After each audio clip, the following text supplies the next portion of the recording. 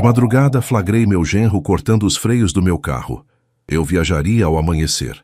Meu nome é Ricardo Fragas, tenho 58 anos e moro em Campos do Jordão, no interior de São Paulo. Eu era um homem de rotina, acordava cedo, ia para o comércio, voltava para casa, jantava sozinho e rezava antes de dormir.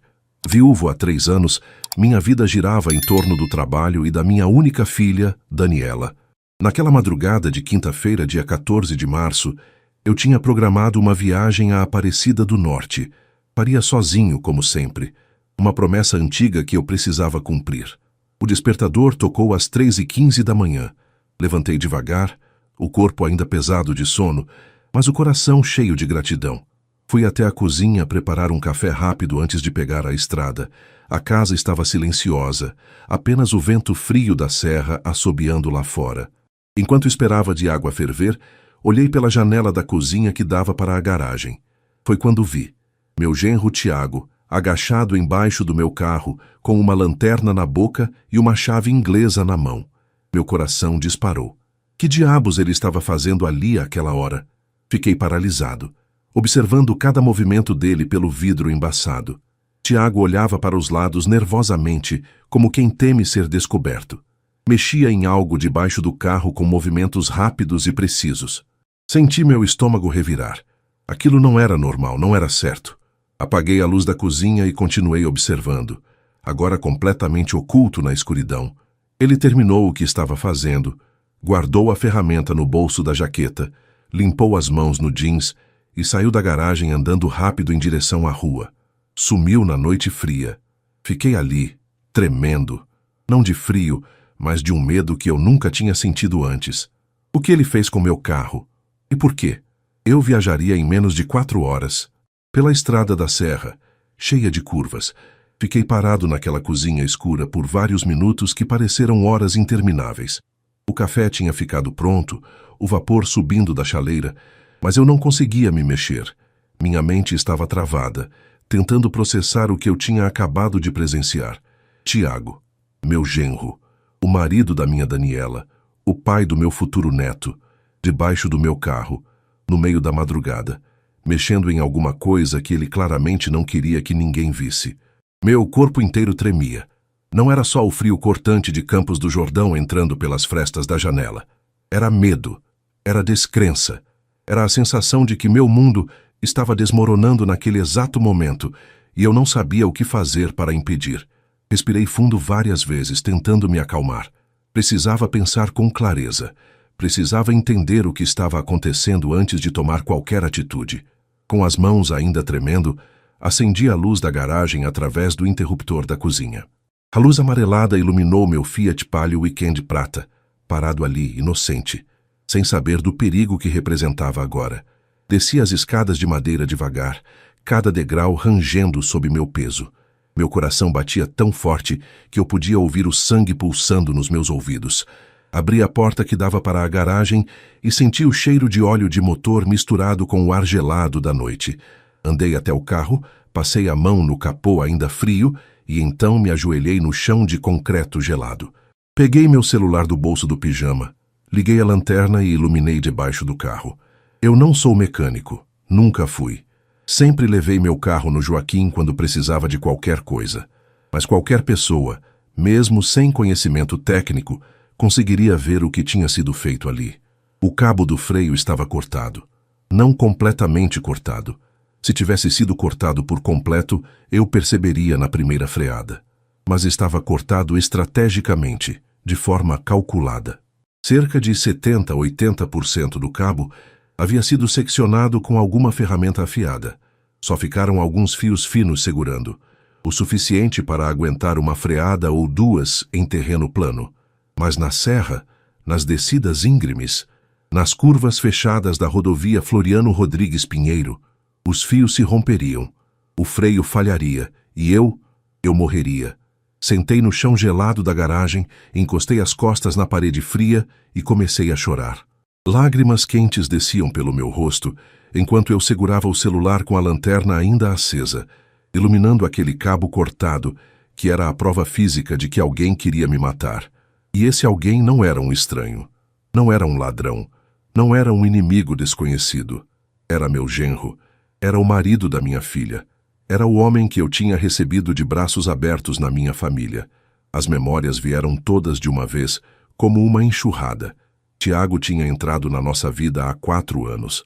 Daniela o conheceu numa festa de amigos e se apaixonou à primeira vista. Ele era charmoso, sorridente, sempre com uma palavra gentil. Corretor de imóveis, dizia que estava construindo um futuro promissor. Falava sobre planos, sobre sonhos, sobre dar uma vida boa para a minha filha. Eu gostei dele desde o início. Parecia trabalhador, educado, respeitoso. Quando ele pediu Daniela em casamento, eu dei minha bênção sem hesitar. Paguei metade do casamento, mais de R$30 mil. Ajudei eles a mobiliar o apartamento que alugaram perto do centro. Dei de presente a geladeira, a máquina de lavar, o sofá da sala. Tratei ele como o filho homem que eu nunca tive. E agora ele tinha tentado me matar. Mas por quê? Qual era o motivo? Que razão poderia justificar um homem sabotar o carro do próprio sogro na calada da noite? Levantei do chão com dificuldade. Minhas pernas estavam dormentes pelo frio e pela posição. Olhei para o relógio na parede da garagem. 3h47 da manhã. Dali a pouco mais de 3 horas, eu estaria dirigindo pela serra. Se eu não tivesse acordado alguns minutos mais cedo. Se não tivesse ido fazer café naquele exato momento. Se não tivesse olhado pela janela, estaria morto antes do meio-dia. Foi nesse momento que entendi. Aquilo não tinha sido coincidência. Deus tinha me acordado. Tinha me feito levantar naquela hora exata. Tinha me colocado na cozinha perto da janela, no momento certo para ver o que estava acontecendo. Era providência divina. Tinha que ser. Sequei as lágrimas com as costas da mão e voltei para dentro de casa. Subi as escadas, fui para o quarto e sentei na beirada da cama. Peguei o telefone fixo da mesinha de cabeceira e disquei o número do Padre Antônio. Ele era o pároco da igreja de São Benedito, onde eu frequentava há mais de 20 anos. Era meu conselheiro espiritual, meu amigo, alguém em quem eu confiava plenamente. O telefone tocou várias vezes até que uma voz sonolenta atendeu. Alô? Quem fala? Padre Antônio, é o Ricardo. Ricardo Fragas. Houve uma pausa. Depois a voz dele ficou mais alerta, preocupada. Ricardo, que horas são? Tudo bem? Padre, desculpa acordar o senhor nessa hora, mas eu preciso falar com o senhor. Agora. É urgente. É muito urgente. Sabe o que aconteceu, meu filho? Você está bem? Está machucado? Não estou machucado, mas... Minha voz falhou. Padre, eu não posso falar por telefone. Por favor, o senhor pode me receber na igreja? Agora? Ouvi o Padre Antônio respirar fundo do outro lado da linha. Ele conhecia meu jeito. Sabia que eu não era de dramalhão. Se eu estava ligando às 4 da manhã pedindo para encontrar na igreja, era porque algo muito grave tinha acontecido. Estarei na igreja em 20 minutos, Ricardo. Vá com cuidado. Obrigado, padre. Muito obrigado. Desliguei o telefone e fui trocar de roupa. Tirei o pijama, vesti uma calça jeans, uma camisa de flanela e um casaco grosso. Desci novamente para a garagem, mas dessa vez não me aproximei do pálio. Fui até o fundo onde ficava guardado meu outro carro, um Gol branco 2010, velho e arranhado, que eu usava para fazer entregas do comércio e para quando o Palio estava na oficina. Liguei o Gol. O motor tossiu algumas vezes antes de pegar. Abri o portão da garagem com o controle. Saí devagar para a rua silenciosa e deserta de Campos do Jordão. A neblina estava densa, como sempre fica nessa época do ano, nas madrugadas de outono. Os postes de luz criavam halos alaranjados na névoa. Não tinha ninguém na rua, só eu, meus pensamentos e o ronco do motor do Gol. Dirigi pelas ruas vazias em direção ao centro da cidade. A igreja de São Benedito ficava na praça principal, uma construção antiga de pedra com vitrais coloridos e um campanário alto. Quando cheguei, a igreja estava escura, exceto por uma luz acesa na sacristia, nos fundos. Estacionei o Gol em frente e subi os degraus de pedra que levavam à porta principal. Antes que eu pudesse bater, a porta se abriu. O Padre Antônio estava ali, vestindo uma batina simples e um casaco de lã por cima. Seus cabelos brancos estavam despenteados, mas seus olhos castanhos me olhavam com atenção e preocupação. Entre, Ricardo. Vamos conversar. Entrei na igreja. O silêncio ali dentro era profundo, quase sagrado. O cheiro de incenso e cera de vela ainda pairava no ar. Padre Antônio me levou até a sacristia, onde tinha uma mesinha de madeira, algumas cadeiras e um pequeno aquecedor elétrico que ele acabara de ligar. Sente-se, vou fazer um café. Sentei numa das cadeiras enquanto ele preparava café numa cafeteira velha. Minhas mãos tremiam. Coloquei-as sobre a mesa para tentar controlar o tremor, mas não adiantou. Tudo em mim tremia, as mãos, as pernas, a voz. Quando o café ficou pronto, Padre Antônio encheu 2 xícaras, colocou uma na minha frente e sentou do outro lado da mesa. Segurou minha mão trêmula com firmeza. Agora me conta, o que aconteceu? E então eu contei. Contei tudo desde o início. Sobre a viagem planejada para a Aparecida. Sobre acordar às 3h15 da manhã. Sobre ir fazer café e olhar pela janela. Sobre ver Tiago debaixo do carro. Sobre descer e descobrir o cabo do freio cortado. Sobre entender que aquilo era uma tentativa de homicídio. Padre Antônio me ouviu em silêncio absoluto. Não me interrompeu nenhuma vez. Apenas segurava minha mão e acenava com a cabeça, absorvendo cada palavra, cada detalhe, cada emoção que eu derramava ali naquela mesa. Quando terminei de contar, fiquei em silêncio, esperando. Esperando que ele me dissesse que eu estava louco, que eu tinha imaginado coisas, que devia haver uma explicação lógica. Mas ele não disse nada disso. Em vez disso, Padre Antônio suspirou profundamente, soltou minha mão e se recostou na cadeira. Seus olhos estavam marejados. Ricardo, você foi protegido por Deus esta noite. Sabe disso, não sabe? Balancei a cabeça, as lágrimas voltando aos meus olhos. Se você tivesse dormido 10 minutos a mais, continuou ele, se não tivesse olhado pela janela naquele exato momento, se tivesse entrado no carro e viajado sem saber do que tinha sido feito, você estaria morto antes do meio-dia, morto numa curva da serra, e todos pensariam que foi um acidente trágico. Eu sei, padre, eu sei. Por isso que eu tô aqui. Porque eu não sei o que fazer. Não sei como lidar com isso. O que você quer fazer, Ricardo? No fundo do seu coração, o que você quer? Pensei por um longo momento antes de responder. Eu quero justiça. Quero que ele pague pelo que tentou fazer. Mas, ao mesmo tempo, eu penso na minha filha. Ela tá grávida de 6 meses, padre. O primeiro filho dela. Ela ama esse homem. Se eu denunciar ele agora, vai destruir ela. Vai destruir minha neta ou meu neto antes mesmo de nascer. E você acha que esconder isso vai ser melhor? Acha que deixar sua filha casada com um homem que tentou matar o pai dela é protegê-la? Não. Eu sei que não. Mas, e se eu tiver interpretado errado? E se houver outra explicação? Padre Antônio me olhou com aquela sabedoria de quem já viu muita coisa na vida, quem já aconselhou centenas de pessoas em momentos de crise, quem já consolou viúvas, órfãos, traídos, abandonados. Ricardo, você sabe que não interpretou errado. Ninguém corta o cabo de freio de um carro às 3 da manhã por engano. Ninguém faz isso por acidente. Foi intencional, foi calculado, foi tentativa de homicídio.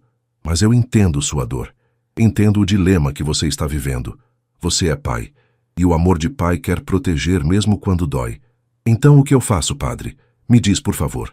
Ele respirou fundo, juntou as mãos como se estivesse orando e falou com voz calma, mas firme. Primeiro, não viaje hoje. Invente qualquer desculpa, mas não entre naquele carro. Segundo, procure o Joaquim. Ele é mecânico, é seu amigo de longa data e é homem de confiança. Peça para ele examinar o carro, documentar tudo, tirar fotos, fazer um laudo técnico. Você vai precisar de provas concretas.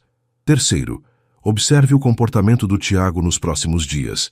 Veja se ele pergunta sobre a viagem, se demonstra preocupação ou alívio, se age de forma diferente. E quarto, e mais importante, reze, meu filho, reze muito. Peça sabedoria a Deus, porque essa decisão não pode ser tomada com ódio, com medo ou com sede de vingança. Tem que ser tomada com justiça, com amor e com discernimento. Levantei da cadeira e abracei o Padre Antônio. Chorei no ombro dele como uma criança chorando nos braços do pai. E ele me deixou chorar, acariciando minhas costas, murmurando orações baixinho. Quando finalmente me acalmei, me afastei e limpei o rosto com as mãos. Obrigado, padre. Muito obrigado. Não sei o que eu faria sem o Senhor. Você teria feito o que o coração mandasse, Mas às vezes o coração precisa de orientação. Vá com Deus, Ricardo. E lembre-se, Ele não permitiu que você visse isso por acaso. Tem um propósito nisso tudo. Confie nele. Saí da igreja quando o céu começava a clarear no horizonte. Eram quase 5 da manhã. A neblina continuava densa, mas já dava para ver os contornos das montanhas ao longe. Entrei no Gol e dirigi de volta para casa, agora com um plano. Não era um plano completo ainda, mas pelo menos era um começo. Cheguei em casa, estacionei o Gol no mesmo lugar de sempre e entrei pela porta dos fundos. A casa ainda estava silenciosa. Fui até o banheiro e tomei um banho gelado para acordar o corpo e a mente. A água fria cortava a pele, mas era o que eu precisava. Precisava sentir algo além da dor emocional que estava me sufocando. Depois do banho, vesti uma roupa limpa. Desci para a cozinha e preparei um café da manhã simples. Pão com manteiga e café preto. Sentei à mesa e olhei pela janela. O dia estava amanhecendo de verdade agora. O sol começava a romper a neblina. Peguei o celular e liguei para Daniela. Ela atendeu com a voz sonolenta, arrastada. Alô? Pai? Bom dia, filha. Desculpa acordar você cedo. Que horas são? Ouvi ela resmungar. São 5:30. Olha, filha, eu não vou conseguir viajar hoje para Aparecida. Não? Por quê? Acordei me sentindo meio esquisito, meio tonto. Acho que a pressão deve ter subido. Vou ficar em casa hoje fazer repouso. A voz dela ficou preocupada imediatamente. Sério, pai, você quer que eu vá aí? Posso levar você no médico, no pronto-socorro? Não precisa não, minha filha. Vou ficar quieto aqui, tomar meus remédios, descansar. Só queria avisar você para não ficar preocupada caso tentasse me ligar mais tarde e eu não atendesse porque tô dormindo. Tá bom, pai. Mas qualquer coisa, você me liga, tá? Qualquer coisa mesmo. Pode deixar. Te amo, filha. Eu também te amo, pai. Melhoras. Desliguei e coloquei o celular sobre a mesa. Agora era esperar. Esperar para ver se Tiago ligaria. Se mandaria mensagem. Se viria até aqui. Porque se ele realmente queria me ver morto, ele ia querer saber por que diabos a viagem tinha sido cancelada. Ia querer saber se eu tinha descoberto alguma coisa. Ia querer confirmar que eu ainda estava vivo e bem. Não demorou nem 15 minutos. O celular tocou, era Tiago. Olhei para o nome dele piscando na tela do celular. Tiago, genro. Respirei fundo 3 vezes antes de atender. Precisava parecer normal. Precisava fingir que não sabia de nada. Alô? Sogro, bom dia. A voz dele era animada, preocupada, perfeita. A Daniela acabou de me ligar. Disse que você cancelou a viagem porque tá passando mal. Tudo bem aí? Fechei os olhos. Como ele conseguia? Como conseguia soar tão genuinamente preocupado? Tão sincero? Oi, Tiago. Acordei meio zonzo. Dor de cabeça, tontura. Deve ser a pressão que subiu. Resolvi não arriscar pegar a estrada hoje. Fez muito bem, sogro. Muito bem mesmo. Saúde em primeiro lugar. Não adianta nada fazer promessa e morrer no caminho, não é? Ele riu. Uma risada leve, natural. Morrer no caminho. Ele tinha dito morrer no caminho. Minha mão apertou o celular com tanta força que meus dedos ficaram brancos. Pois é, consegui responder. Olha, eu tô saindo agora para trabalhar, mas posso dar uma passada aí. Levo você no pronto-socorro. Não custa nada verificar essa pressão, né? Não precisa não, Tiago. Vou ficar em repouso aqui. Tomar meus remédios. Mais tarde eu vejo se preciso ir no médico. Tem certeza? Porque eu posso remarcar uns compromissos. Tenho certeza. Obrigado pela preocupação. Tá bom então, sogro. Mas qualquer coisa mesmo, você me liga, tá? Pode ser que eu esteja mostrando o imóvel, mas eu largo tudo e vou aí. Tá bom. Obrigado, Tiago. De nada, sogro. A gente se fala mais tarde. Melhoras. Ele desligou. Fiquei sentado ali, segurando o celular, sentindo uma mistura de nojo, raiva e tristeza. Como ele conseguia? Como conseguia mentir tão bem? Oferecer ajuda, demonstrar preocupação, fingir que se importava, tudo enquanto sabia exatamente o que tinha feito poucas horas atrás. Era um ator, um psicopata talvez, alguém sem consciência, sem remorso, sem empatia. Ou talvez fosse só um homem desesperado fazendo coisas desesperadas. Mas por quê? Qual era a razão? Que motivo poderia levar um homem a matar o sogro? Terminei meu café da manhã sem sentir o gosto de nada. Lavei a louça, Arrumei a cozinha, fiz as coisas mecânicas da rotina matinal. Depois peguei o telefone e liguei para o Joaquim. Joaquim dos Santos era meu amigo há mais de 20 anos, donos da oficina mecânica Auto Center Joaquim, no bairro Abernécia. Homem de confiança, trabalhador, honesto. Sempre levei meus carros nele. Ele conhecia cada parafuso daquele Palio. Oficina do Joaquim, bom dia. Joaquim é o Ricardo. Ricardo, e aí, meu amigo, como vai? Preciso que você venha aqui em casa, agora, é urgente. O tom da minha voz deve ter deixado claro que não era brincadeira, porque Joaquim mudou imediatamente de atitude. Que houve? Problema com o carro? É, mas é mais complicado que isso. Só vem, por favor. E traz sua câmera fotográfica. A profissional. Tá bem. Dou um jeito aqui e em meia hora tô aí. Obrigado, Joaquim. Desliguei e fiquei esperando. Sentei no sofá da sala olhando para o nada, pensando em tudo e em nada ao mesmo tempo. Minha mente era um turbilhão de memórias, questionamentos, dores. Lembrei do dia do casamento de Daniela. Ela estava linda com aquele vestido branco, sorrindo, radiante. Tiago ao lado dela de terno preto, segurando a mão dela, jurando amor eterno. Eu chorei naquele dia. Chorei de felicidade por ver minha filha tão feliz, tão realizada. E agora? Agora tudo era mentira? Tudo tinha sido teatro? 40 minutos depois ouvi o barulho de um carro parando na frente de casa. Olhei pela janela e vi a picape velha do Joaquim. Ele desceu com uma maleta de ferramentas numa mão e uma câmera Canon pendurada no pescoço. Abri a porta antes que ele tocasse a campainha. Entra. Joaquim entrou, me olhou de cima a baixo com aquela cara de preocupação e perguntou direto. Que foi, Ricardo? Você tá com uma cara péssima. Vem comigo na garagem. Levei ele até a garagem. O Palio continuava lá, parado e inocente. Joaquim colocou a maleta no chão e me olhou esperando explicação. Deita no chão e olha debaixo do carro. O cabo do freio. Ele me lançou um olhar confuso, mas obedeceu. Deitou no chão, pegou uma lanterna pequena que tinha na maleta e iluminou a parte de baixo do carro. Ficou ali por uns 30 segundos em silêncio. Depois saiu de debaixo do carro, se levantou e me encarou com uma expressão que eu nunca tinha visto no rosto dele. Era uma mistura de choque, raiva e medo. Ricardo, isso aqui foi sabotagem. Eu sei. Não, você não está entendendo. Ele apontou para o carro. Isso aqui não é desgaste, não é acidente, não é problema de fabricação. Alguém cortou esse cabo, com ferramenta, de propósito. Eu sei, Joaquim. Eu sei porque eu vi a pessoa fazendo. Joaquim arregalou os olhos. Você viu? Quem foi? Quando? Foi hoje de madrugada, às 3:30 da manhã, eu vi pela janela da cozinha. E quem foi? Você conhece? Respirei fundo. Dizer aquilo em voz alta tornava tudo mais real, mais doloroso. Foi o Tiago, meu genro. Joaquim ficou mudo, literalmente mudo. Abriu a boca, fechou, abriu de novo, mas nenhum som saiu. Finalmente, depois de uns 10 segundos, ele conseguiu falar. Tiago, o marido da Daniela? O cara que está esperando um filho com ela? Ele mesmo. Mas, por quê? Isso não faz sentido. Também não faz sentido para mim. Mas aconteceu, eu vi.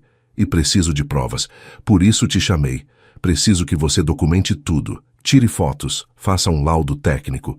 Porque quando eu for denunciar isso, preciso que não tenha como negar. Joaquim passou a mão pelo rosto, processando tudo. Depois balançou a cabeça e entrou em modo profissional. Tá bom. Vou fazer tudo direitinho. Fotos de todos os ângulos. Vou pegar o cabo cortado como evidência física. Vou fazer um relatório técnico completo. Mas, Ricardo, você vai ter que ir na polícia. Você sabe disso, né? Eu sei. Mas ainda não. Ainda não. Por quê? Porque preciso entender por que ele fez isso. Preciso de mais informações. E preciso preparar minha filha. Ela tá grávida, Joaquim. Se eu chegar nela agora e falar que o marido dela tentou me matar, pode colocar a gravidez em risco. Joaquim assentiu devagar. Entendo. Mas não demore muito, Ricardo. Homem que faz isso uma vez pode fazer de novo. Por isso que você vai instalar câmeras no carro, câmeras escondidas e um rastreador GPS. Se ele tentar de novo, a gente pega em flagrante. Joaquim trabalhou durante as próximas 3 horas. Primeiro, fotografou o cabo cortado de todos os ângulos possíveis. Tirou fotos gerais, fotos detalhadas, fotos com régua para mostrar escala. Depois, usando luvas, ele removeu cuidadosamente o cabo danificado e o colocou num saco plástico transparente, que selou e etiquetou com data e hora. Isso aqui pode ser usado como evidência em tribunal, explicou ele. Preserva a cadeia de custódia. Em seguida, ele instalou o cabo novo que tinha trazido da oficina. Depois veio a parte mais trabalhosa, instalar as câmeras. Eram câmeras minúsculas, do tamanho de uma moeda, com gravação em alta definição e visão noturna. Ele instalou uma embaixo do carro, apontada para os freios, outra no para-choque traseiro, outra na roda dianteira, todas escondidas, praticamente invisíveis. Essas câmeras gravam em loop, explicou Joaquim. Ficam gravando direto e salvando num cartão de memória. Você pode acessar as imagens pelo celular em tempo real. Depois instalou um rastreador GPS discreto debaixo do banco do motorista. Assim você sabe onde o carro está a qualquer momento.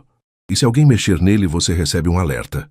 Quando terminou tudo, já era meio-dia. Joaquim guardou as ferramentas na maleta, limpou as mãos num pano velho e me entregou o saco plástico com o cabo cortado. Guarda isso num lugar seguro. É sua principal prova física. Obrigado, Joaquim, de coração, não sei como te agradecer. Não precisa agradecer. A gente é amigo, Ricardo, e amigo ajuda amigo. Mas me promete uma coisa. O quê? Promete que você vai até o fim com isso. Porque homem que faz uma coisa dessas não merece estar solto. Merece cadeia. Eu prometo. Joaquim foi embora. Fiquei sozinho de novo, segurando aquele saco plástico com o cabo cortado nas mãos. Olhei para ele como se fosse uma bomba. De certa forma, era. Uma bomba que, quando explodisse, destruiria minha família. Guardei o cabo num armário trancado no meu escritório. Depois sentei na frente do computador e comecei a pensar. Por que Tiago queria me matar? Tinha que ser dinheiro. Tinha que ser. Mas que dinheiro? Eu tinha economia, sim. Tinha investimentos. Tinha meu comércio. Tinha essa casa. Mas nada disso estava no nome de Tiago. Tudo estava no meu nome, ou em caso de morte, seria herdado pela Daniela. E então eu lembrei. O testamento. 3 anos atrás, quando minha esposa Helena faleceu de câncer, eu tinha refeito meu testamento. Deixei tudo para Daniela. A casa, o comércio, as economias, os investimentos, os carros. Na época, era algo em torno de R$ 1,5 milhão entre bens móveis e imóveis. Se eu morresse agora, Daniela herdaria tudo, e Tiago, como marido dela, teria acesso a esse dinheiro.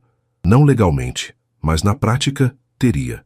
Poderia convencê-la a vender a casa, vender o comércio, sacar as aplicações, e depois ele podia desaparecer. Ou ficar, tanto faz. O importante é que ele teria acesso ao dinheiro. Era isso. Tinha que ser isso. Meu genro queria me matar por dinheiro. Por ganância. Por R$ 1,5 milhão. Mas espera, ele não sabia o valor exato do meu patrimônio. Ou sabia. Levantei do computador e fui até o arquivo onde guardava documentos importantes.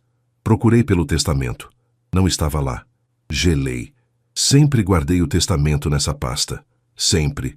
Era uma cópia autenticada que ficava guardada ali, enquanto o original estava no cartório. Procurei em outras pastas. Nada. O testamento tinha sumido. E então entendi. Tiago tinha visto o testamento.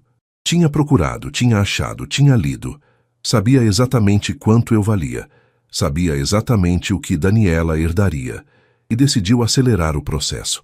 Sentei na cadeira do escritório, sentindo o peso de tudo caindo sobre mim.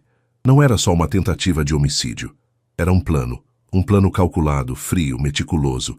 Tiago tinha procurado no meu escritório, tinha achado o testamento, tinha calculado quanto valia a pena me matar e tinha decidido que valia. Peguei o telefone e liguei para um conhecido meu, o Rubens. Rubens Ferreira era investigador particular. Tinha trabalhado durante 20 anos na Polícia Civil antes de se aposentar e abrir sua própria agência de investigação. Nos conhecíamos da igreja. Rubens, é o Ricardo Fragas. Ricardo, quanto tempo? Tudo bem? Preciso contratar você. Preciso que você investigue alguém para mim. Com urgência. Claro. Quem? Meu genro. Tiago Mendes. Houve uma pausa do outro lado. Seu genro? O marido da Daniela? Ele mesmo. Que tipo de investigação?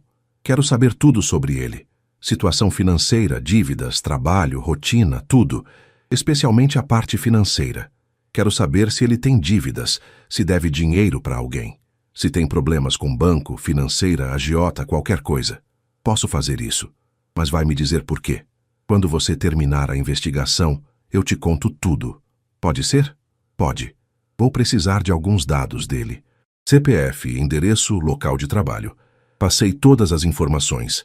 Rubens prometeu resultados em 48 horas. Desliguei e olhei pela janela do escritório. O dia estava bonito. Sol brilhando, céu azul, pássaros cantando. Um dia normal de outono em Campos do Jordão. Mas nada na minha vida era normal agora. No sábado, Daniela me ligou dizendo que queria almoçar comigo. Disse que estava preocupada, que queria ver como eu estava passando depois do mal-estar de quinta-feira. Aceitei, claro. Não podia recusar sem levantar suspeitas. Combinamos de nos encontrar às 12h30 no restaurante Dona Chica, um lugar simples e acolhedor no centro de Campos do Jordão, onde serviam comida caseira mineira. Era nosso restaurante favorito, onde eu e Helena levávamos Daniela quando ela era criança. Cheguei alguns minutos adiantado e pedi uma mesa perto da janela. O restaurante estava cheio, como sempre aos sábados. Famílias almoçando juntas, crianças correndo entre as mesas. O cheiro de frango com quiabo e tutu de feijão vindo da cozinha. Daniela chegou pontualmente às 12h30. Meu coração apertou quando a vi entrando. Ela estava linda, com aquele brilho de grávida, a barriga já bem proeminente sob o vestido azul claro. Seus cabelos castanhos caíam soltos sobre os ombros. Era a cara da mãe dela. Levantei e abracei minha filha. Oi, pai. Ela me beijou no rosto. Como você tá? Bem melhor, filha. A pressão normalizou. Que bom, fiquei preocupada. Sentamos. O garçom veio, anotou nosso pedido, frango com quiabo para ela, bife à parmegiana para mim e trouxe suco de maracujá fresquinho. E o Tiago? Perguntei tentando soar casual. Não veio? Não, ele está trabalhando. Sábado é dia movimentado para corretor. Muita gente querendo ver imóvel. Mas ele mandou um beijo e disse para você tomar cuidado com essa pressão. Mandou um beijo. Claro que mandou. Que atencioso, murmurei. Daniela bebericou o suco e me olhou com aquele jeito de filha que conhece o pai. Pai, você tá diferente. Meu estômago se revirou. Diferente como? Sei lá, mais quieto, mais distante. Aconteceu alguma coisa? Não, filha. É só cansaço. Tá sendo uma semana puxada no comércio. Ela não pareceu convencida, mas não insistiu. Em vez disso, colocou a mão na barriga e sorriu. Pai, o bebê tá mexendo cada vez mais. Quer sentir? Meu coração se partiu. Como eu ia fazer isso? Como ia destruir essa felicidade toda? Mas estendi a mão. Ela pegou e colocou sobre a barriga dela. E eu senti. Um chutinho leve. Depois outro. Tá sentindo, pai? Tô, sussurrei, lutando para conter as lágrimas. O Tiago fica conversando com ele toda noite. Diz que vai ensinar o filho a jogar futebol, a pescar, a ser homem de verdade. Ele tá tão empolgado, pai. Tão feliz. Cada palavra era uma facada. Como ele conseguia? Como conseguia fingir que se importava? Que amava? Estava construindo uma família? Filha, você é feliz com ele? De verdade? Daniela piscou, surpresa com a pergunta. Claro que sou, pai. Por que você está perguntando isso? Só quero ter certeza. Quero saber que ele te trata bem, que ele te valoriza, que ele merece você. Ela sorriu e apertou minha mão. Pai, o Tiago é maravilhoso. Trabalha muito. Às vezes chega tarde em casa, mas é sempre carinhoso comigo. Cuida de mim. Se preocupa comigo e com o bebê. Eu sei que ele não é perfeito, ninguém é. Mas ele me ama. E eu amo ele. Trabalha muito. Chega tarde em casa. Ou será que não era bem assim? O almoço chegou.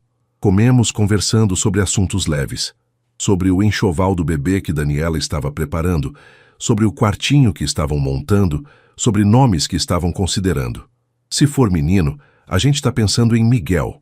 Miguel Henrique, em homenagem à minha mãe Helena, disse ela. Miguel Henrique, um nome bonito, um nome forte. Sua mãe ia gostar, respondi a voz embargada. Quando terminamos de comer, Daniela precisou ir ao banheiro, coisa comum em grávidas. Aproveitei para pagar a conta e, enquanto esperava, meu celular vibrou. Era uma mensagem de Rubens, o investigador. Ricardo, preciso falar com você. Urgente. Ligue quando puder. Gelei.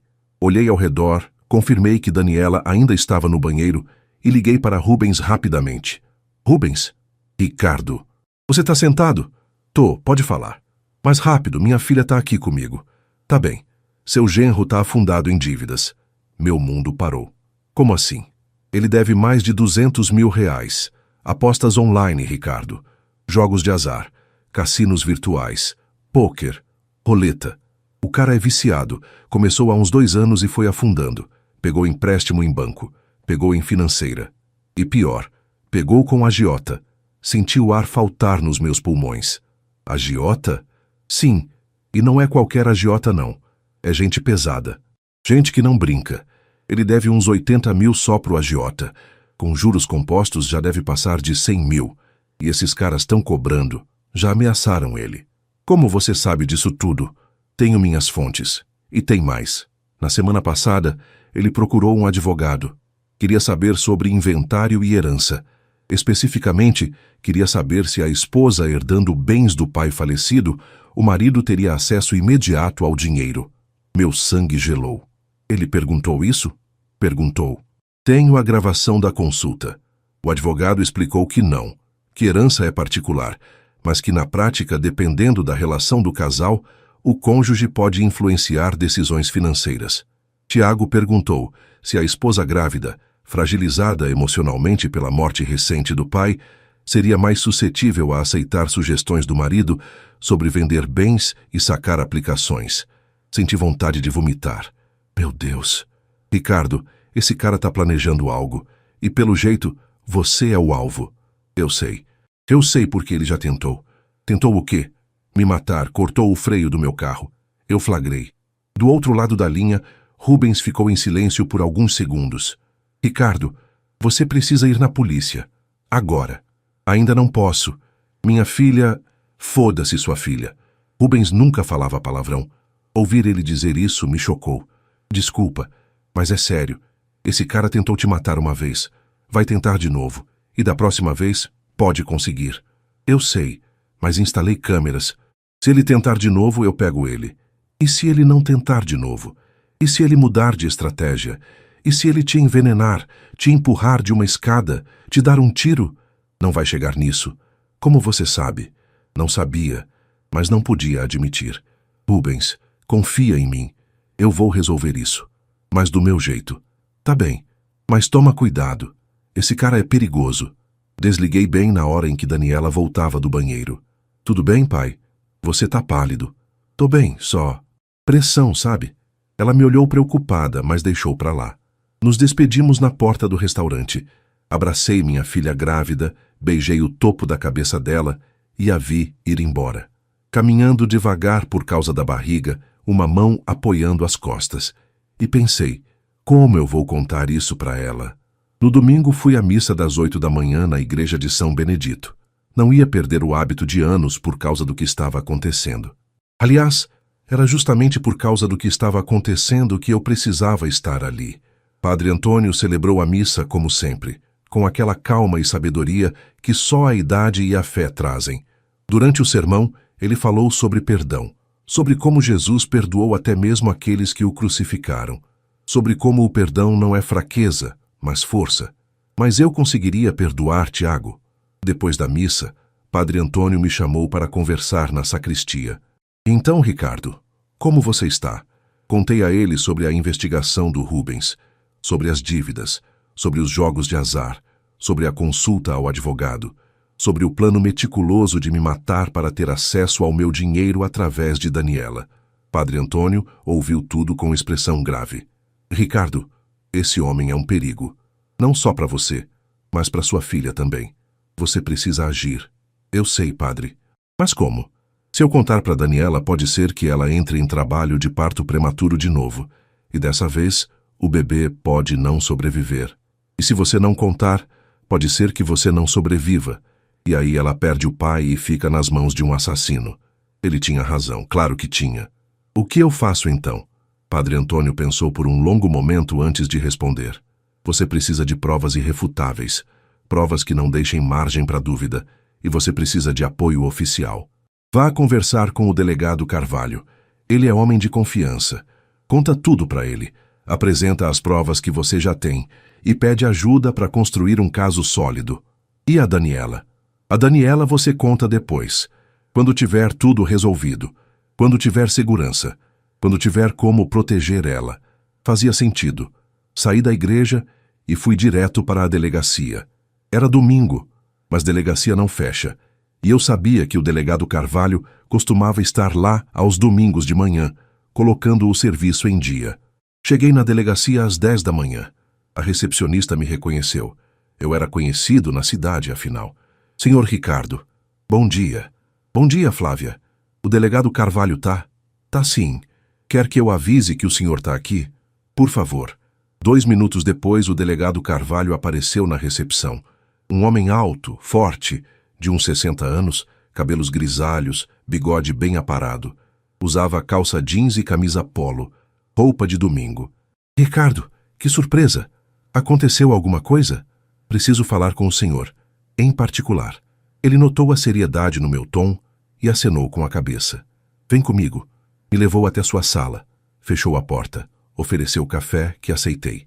Sentamos de frente um para o outro. Pode falar, Ricardo. E eu contei tudo. Do começo ao fim. Do flagrante na madrugada de quinta-feira até a investigação de Rubens, revelando as dívidas e o plano. Mostrei as fotos que Joaquim tinha tirado do cabo cortado. Mostrei o laudo técnico. Mostrei o relatório de Rubens sobre as dívidas. Mostrei o cabo cortado que eu tinha guardado como evidência. O delegado Carvalho ouviu tudo em silêncio. Quando terminei, ele se recostou na cadeira e soltou um suspiro longo e pesado. Ricardo, isso é gravíssimo. Eu sei. Tentativa de homicídio qualificado, com premeditação. Motivação fútil. Esse cara pode pegar 25, 30 anos de cadeia. Eu sei. E você quer o quê? Que eu prenda ele agora? Pensei antes de responder. Já quero. Mas não agora. Quero fazer isso direito. Quero pegar ele em flagrante de novo. O delegado franziu a testa. Por quê? Você já tem provas suficientes. Porque quero que minha filha veja. Quero que ela entenda com os próprios olhos quem ela casou. Se eu prender ele agora, ela vai achar que foi um mal-entendido, que eu interpretei errado, que ele não teve intenção. Mas se ela vir com os próprios olhos ele tentando me matar de novo, aí não tem como negar. O delegado pensou por um momento. É arriscado, Ricardo.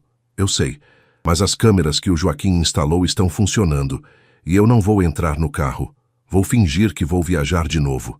Vou deixar a isca, e quando ele morder, a gente pega.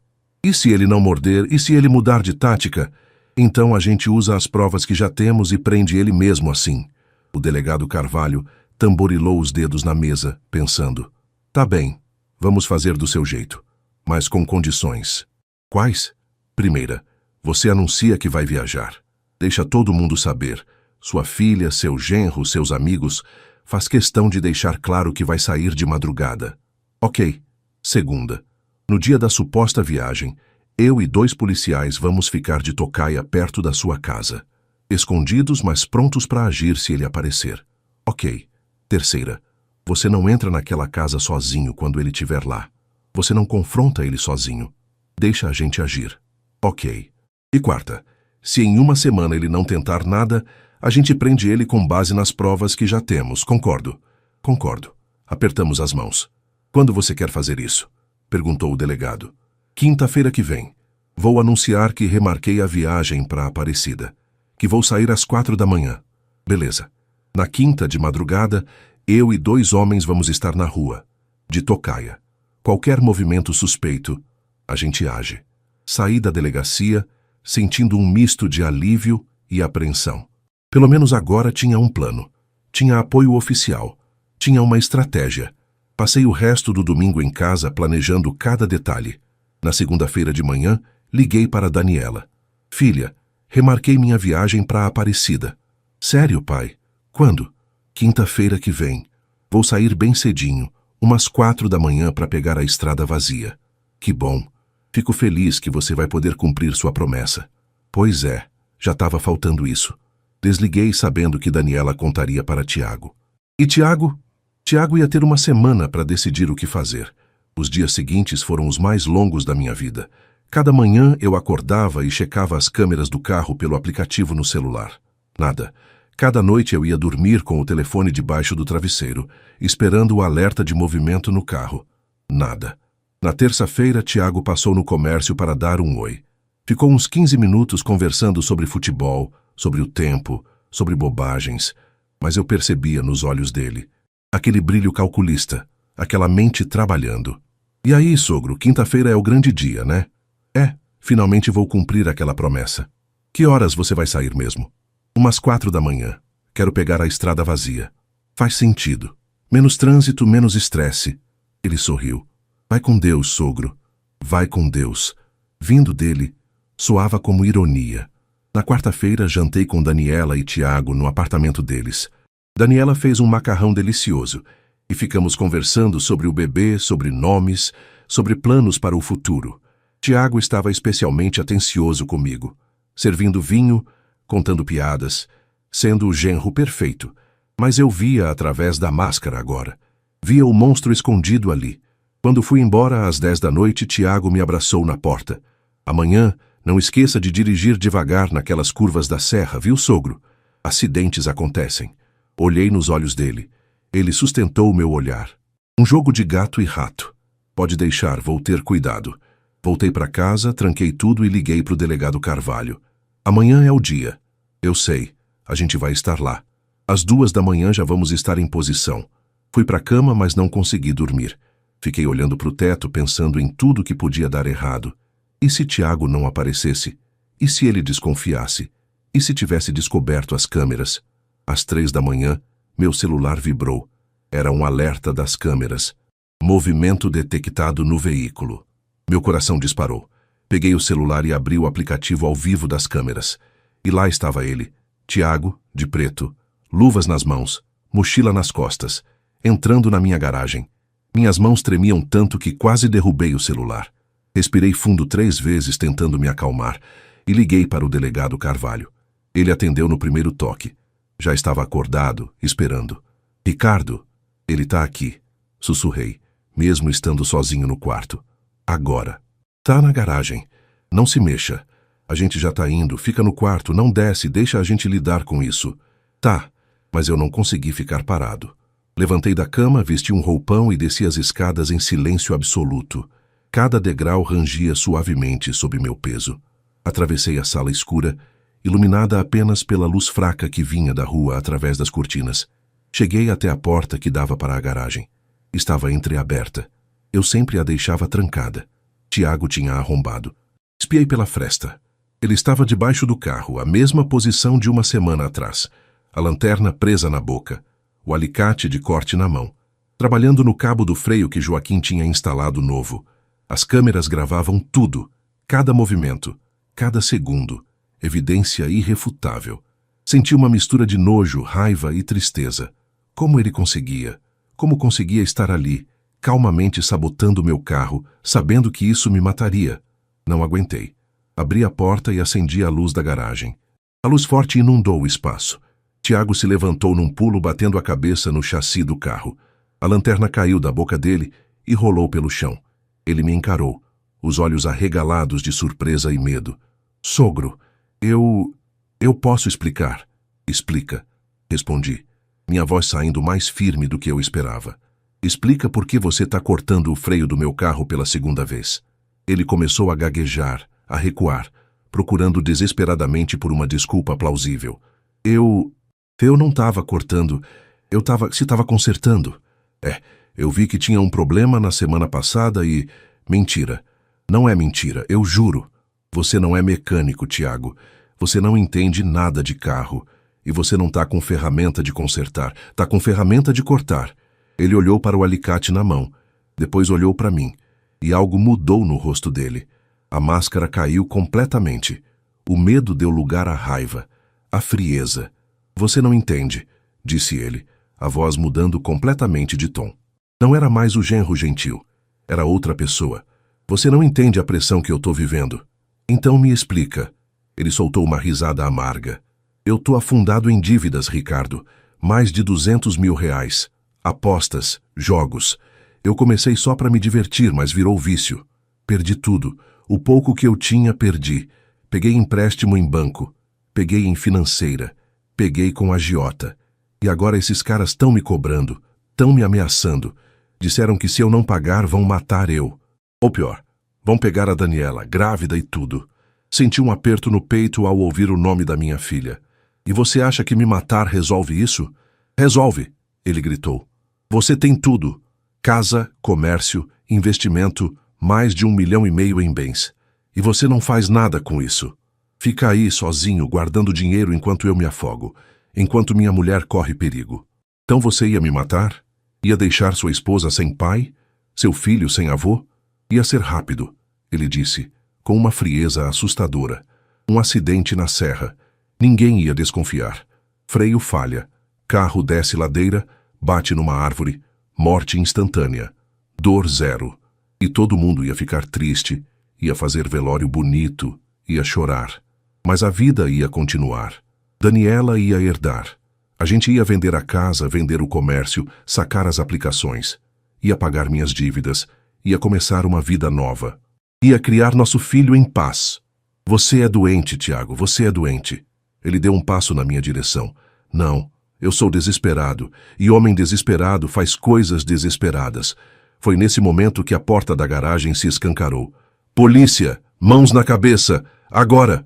3 policiais entraram correndo, armas em punho. O delegado Carvalho vinha à frente, apontando a pistola diretamente para Tiago. Tiago olhou ao redor, percebendo que estava cercado. Tentou correr, mas foi derrubado em segundos. Um dos policiais o imobilizou no chão, outro pegou as algemas.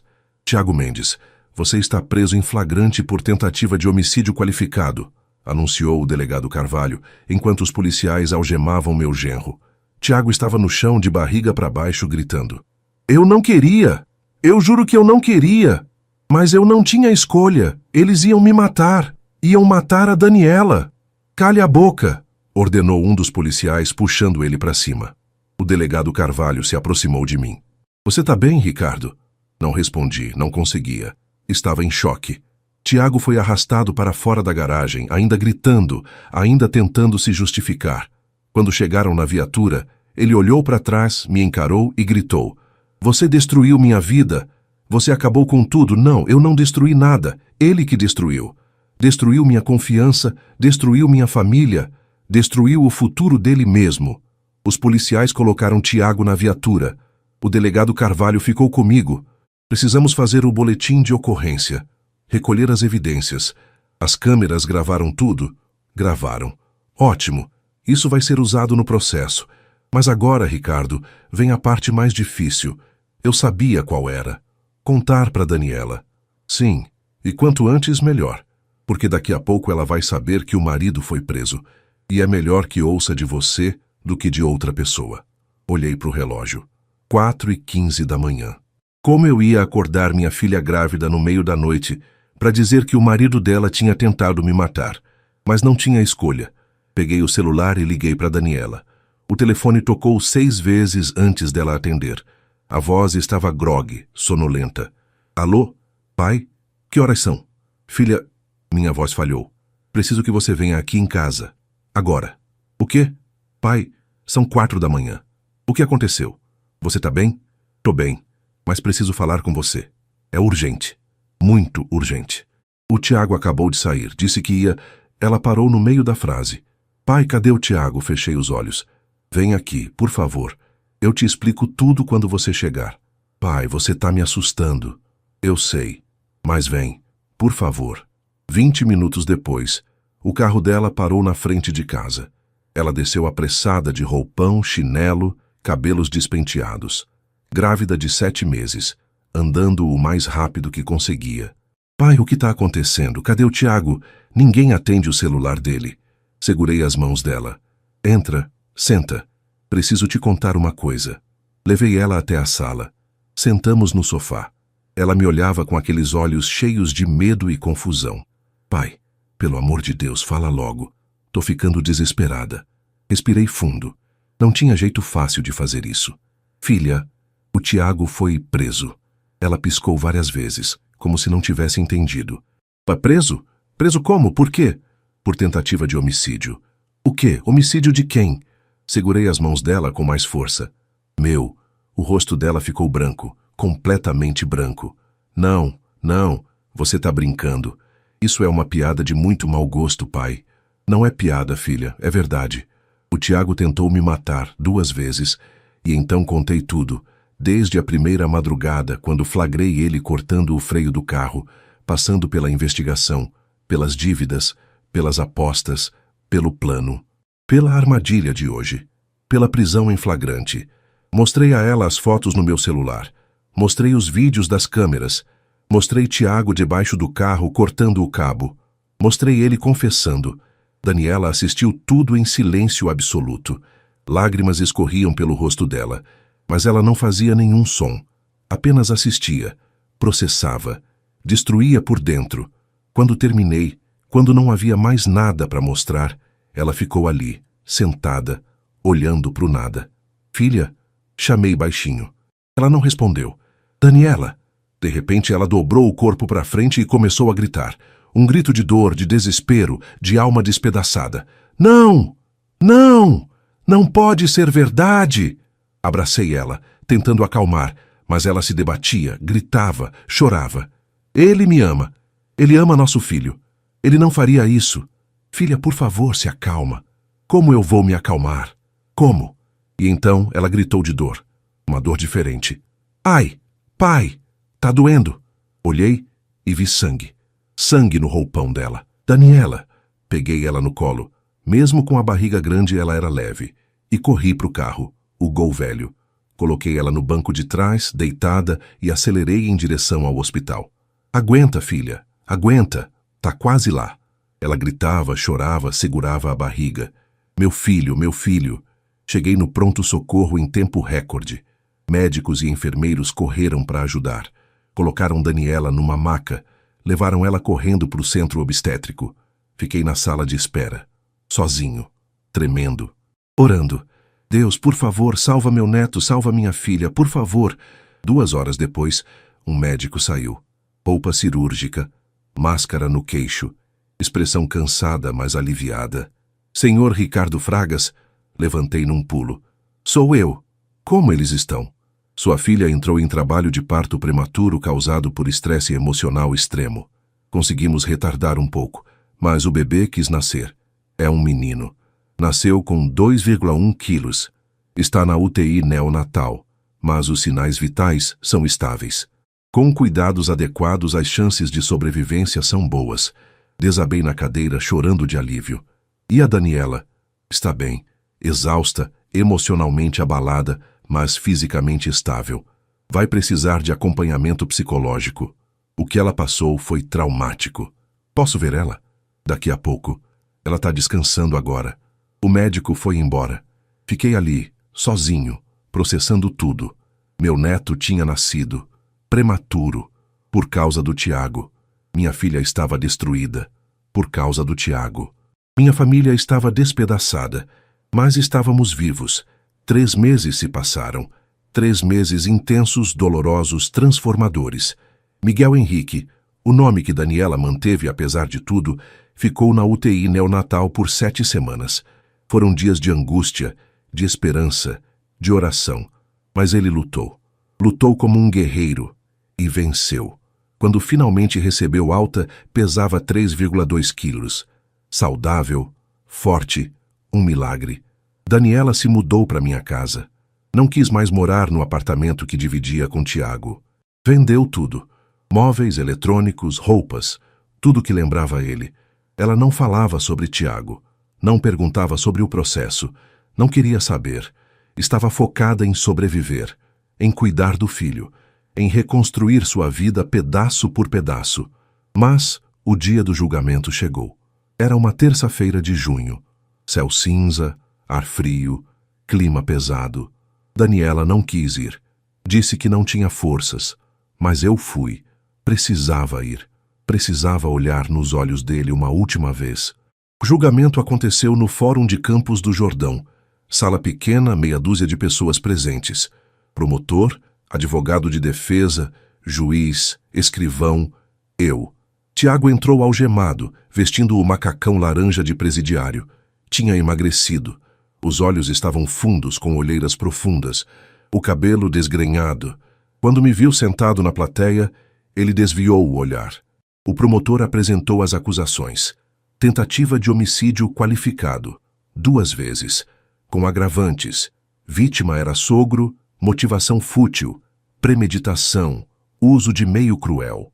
As provas foram apresentadas, vídeos das câmeras mostrando Tiago sabotando o carro, laudos técnicos, perícias, depoimentos, confissão dele para o delegado Carvalho na noite da prisão. O advogado de defesa tentou argumentar que Tiago estava sob pressão psicológica extrema por causa das dívidas e ameaças, que não estava em pleno domínio de suas faculdades mentais, que merecia pena reduzida. O promotor rebateu: tentativa de homicídio premeditado não pode ser justificada por dificuldades financeiras. O réu agiu com frieza, calculismo e total desprezo pela vida humana. Merece a pena máxima.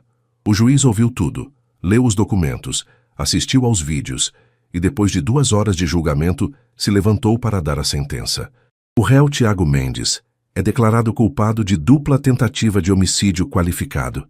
Pelos crimes cometidos, levando em conta as agravantes e a gravidade dos atos, condeno o réu a 22 anos de reclusão em regime inicialmente fechado. Que Deus tenha misericórdia de sua alma. A martelada foi seca, afinal.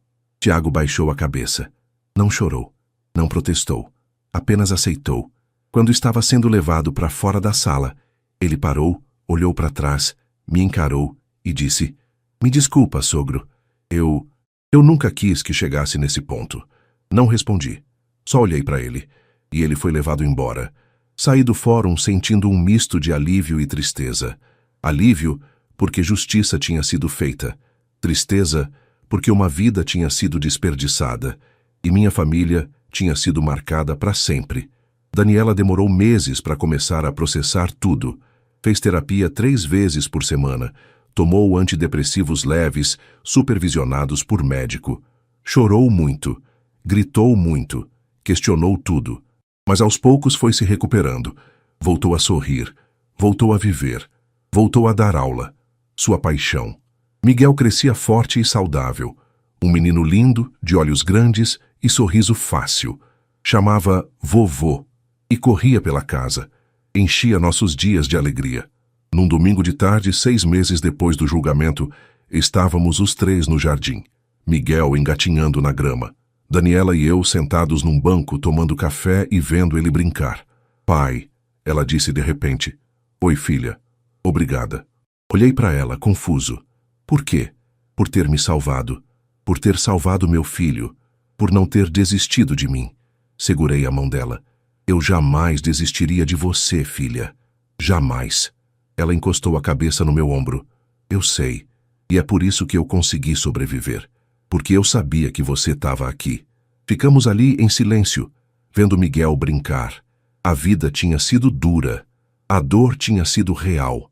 Mas a vitória tinha sido maior. 8 meses depois de tudo, finalmente fiz a viagem à Aparecida do Norte. Mas não fui sozinho. Levei Daniela e Miguel. Saímos de manhã cedo, num sábado ensolarado de outubro. O Palio, consertado, revisado, abençoado, rodava suave pela estrada. Chegamos em Aparecida perto do meio-dia. A basílica estava cheia, como sempre. Famílias, peregrinos, pessoas buscando fé e esperança. Entramos os 3. Daniela com Miguel no colo, eu segurando a mão dela. Caminhamos até o altar. Ajoelhei diante da imagem de Nossa Senhora Aparecida. Daniela se ajoelhou ao meu lado e orei. "Minha mãe, Nossa Senhora, obrigado. Obrigado por ter me acordado naquela madrugada. Obrigado por ter me dado olhos para ver e coragem para agir. Obrigado por ter protegido minha família. Eu estava em perigo, mas a Senhora me salvou. Minha filha estava em perigo, mas a Senhora a salvou. Meu neto estava em perigo, mas a Senhora o salvou. Prometo que vou viver cada dia honrando essa segunda chance. Prometo que vou cuidar da minha filha e do meu neto com todo o amor que eu tiver. Prometo que vou ser o pai e o avô que eles merecem. Obrigado, minha mãe. Obrigado." Daniela chorava baixinho ao meu lado. Miguel, no colo dela, olhava curioso para o teto alto da basílica. Saímos de lá de mãos dadas. O sol brilhava forte no céu azul. Paramos num restaurante para almoçar. Comida simples, gostosa, reconfortante. Depois passeamos pelo comércio. Compramos umas lembrancinhas, um terço para mim, um santinho para Daniela, um chaveirinho de Nossa Senhora para o Miguel, que ele imediatamente levou à boca. No fim da tarde, voltamos para Campos do Jordão. A viagem foi tranquila, sem pressa, sem medo, sem tensão. Quando estacionei na garagem de casa, olhei para o espaço onde tudo tinha começado, onde Tiago tinha sabotado meu carro 2 vezes, onde minha vida tinha virado de ponta cabeça. Mas agora, aquele espaço era só um espaço, sem fantasmas, sem medo. Porque eu tinha aprendido algo importante nessa jornada. A verdade liberta. E a justiça, quando feita com amor e sabedoria, cura. Hoje, Miguel tem 1 ano e meio. Corre pela casa, chama vovô com aquela vozinha gostosa de criança. Pede colo, colo, colo. Enche meu coração de alegria. Daniela voltou a brilhar. Não como antes. Algumas feridas deixam cicatrizes permanentes. Mas ela é forte, é resiliente, é sobrevivente. E eu vivo cada dia como um presente. Porque sei que eu poderia não estar aqui. Toda manhã, quando acordo, olho pela janela. Vejo o sol nascendo, os pássaros cantando, a vida continuando, e agradeço. Agradeço a Deus por ter me dado olhos para ver o perigo. Agradeço ao Padre Antônio por ter me dado sabedoria para agir. Agradeço ao Joaquim por ter me dado ferramentas para provar. Agradeço ao delegado Carvalho por ter me dado proteção para enfrentar. E agradeço à minha família, Daniela e Miguel, por me darem razão para continuar. Porque no final é isso que importa. Não o dinheiro, não os bens, não as posses, mas as pessoas que amamos. E a certeza de que Deus está no controle. Sempre.